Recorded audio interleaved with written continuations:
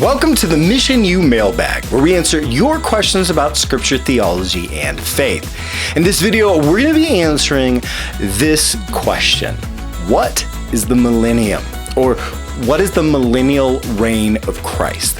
The millennium is referred to just one time in the Bible in Revelation chapter 20. There in the beginning of the chapter, we're told that at some point at the end of time, there's going to be a 1,000-year period where Satan is bound up, where the martyrs are resurrected, where Jesus is going to reign before the final defeat of Satan. This 1,000-year period is referred to as the millennium.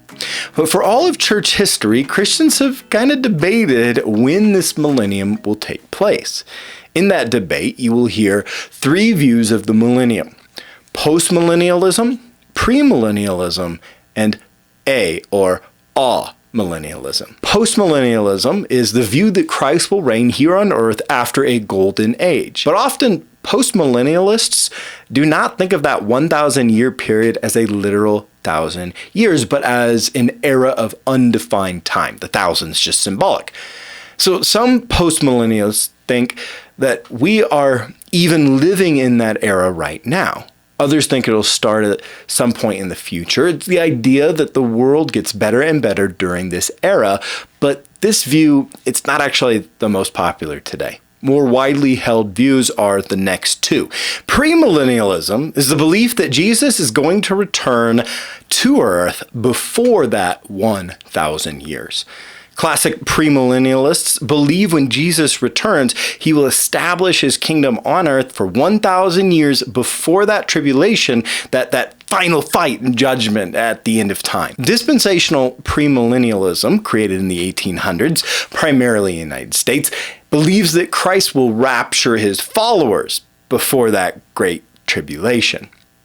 Now, Amillennialism, sometimes pronounced amillennialism, is the belief that the millennium started at the resurrection of Jesus and is actually going on right now. So the 1,000 years is symbolic, not literal. They think the millennium is taking place right now in this moment, and believers who have died are experiencing the millennium in heaven right now, and that period will end when Jesus returns. So here's the difference between the three views, just to make it really clear, okay? Post-millennials think that there's going to be the millennium and then Jesus returns. Premillennials believe Jesus is going to return and then there's going to be the millennium. And the amillennials think we're living in the millennium right now. So which one's correct? We don't know.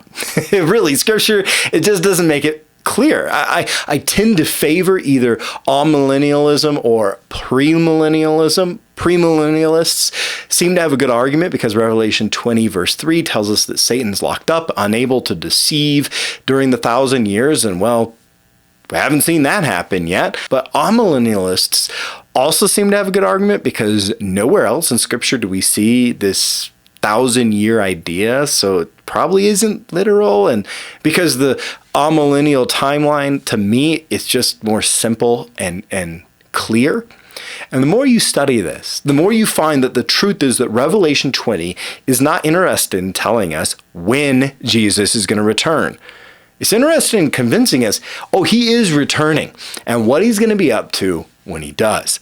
The timing of when Jesus comes back, the timing in relation to those 1,000 years, it doesn't change how we live.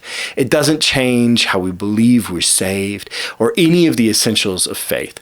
So while plenty of people have been interested in it over time, and while it's kind of a fun thing to think about, at least for people like me, it certainly shouldn't divide people as it did a couple generations ago, which is why I'm talking about it. So the millennium is the prophecy from Revelation 20 that Jesus will return and reign 1,000 years.